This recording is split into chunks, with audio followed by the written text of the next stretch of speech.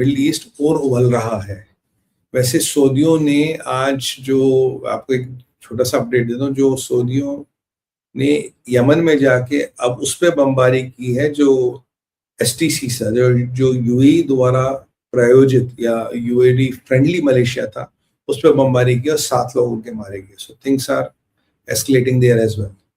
Israel छुप करके बैठा, आपको लगता है मोसाद का कोई काम नहीं, इसमें मोसाद का पूरा हाथ होगा, बिना उसके तो हो ही नहीं सकता। अब चलते हैं हम, और शाह के बेटे का गायब होना, सॉरी शाह के नहीं, खमेनी के बेटे का गायब होना। खमेनी का बेटा पिक्चर में नहीं आ रहा, भाषण ही नहीं दे रहा। इसके बाद बॉस चलते हैं हम, जयशंकर स्लैम्स हिट्स पाकिस्तान।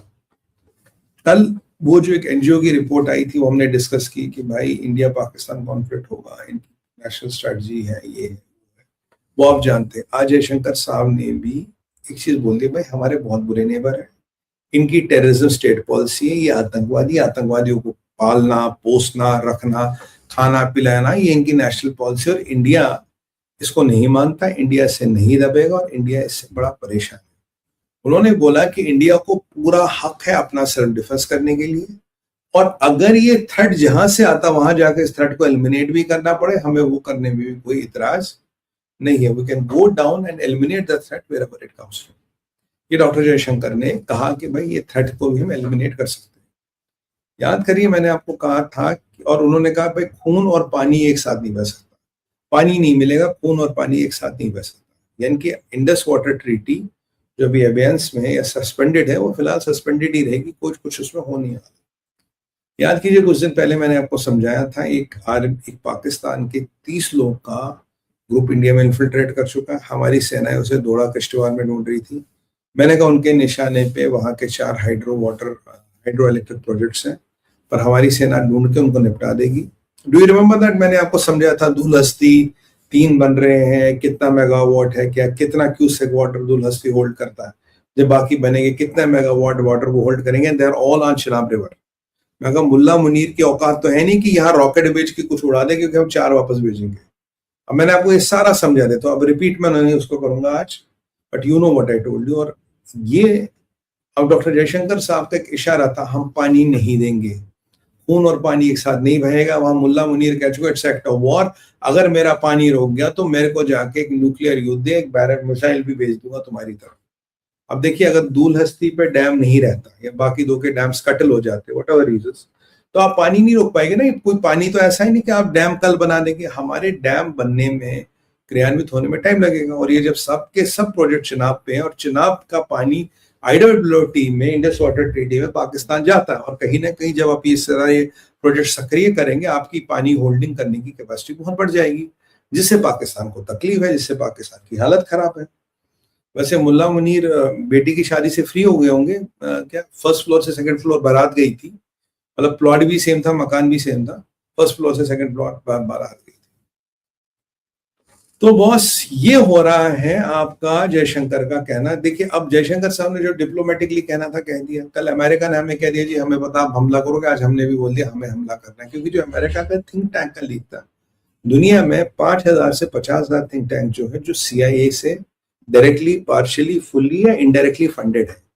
ये जितनी CIA की इंटेलिजेंस है, CIA को नैरेटिव बिल्डिंग करनी होती है, थिंक टैंक्स के थ्रू कराता है। इनके कुछ बुद्धिजीवी बन कहते हैं, पर कहीं और से नोट्स आते हैं, उनको पढ़ के बताते हैं हमारा पॉइंट ऑफ व्यू है।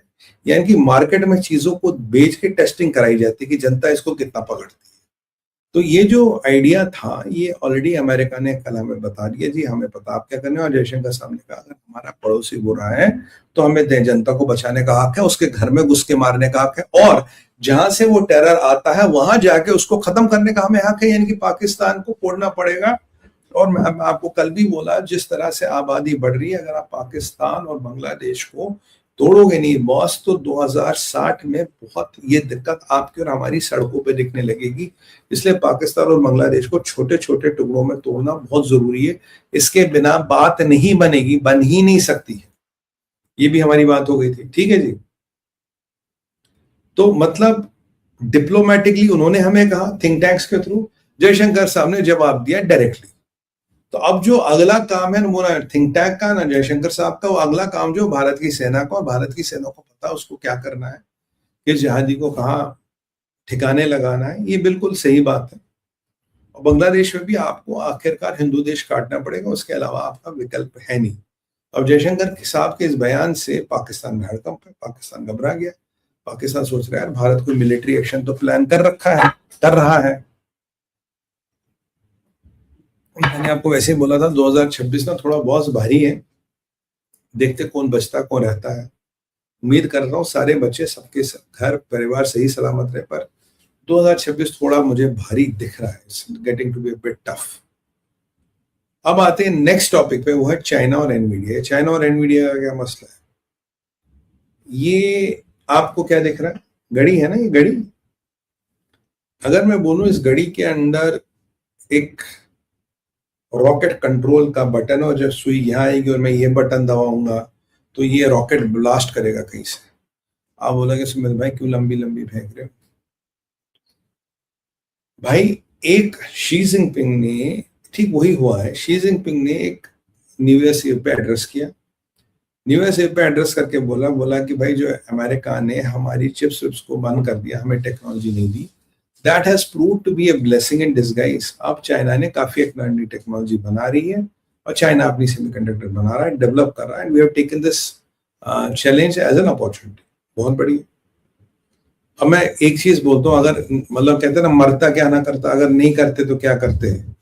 ढोल ताशों नगारों से फिर टेलीफोनों की जगह वो मोर्स कोड से भेज देंगे चिट्ठियां, इंफॉर्मेशन।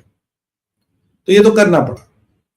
फिर मैंने कहीं जगह पढ़ा तो इसको एक टेल स्पिन दिया गया कि भाई ट्रम्प ने एनवीडिया को, चाइना ने एनवीडिया को बोल दिया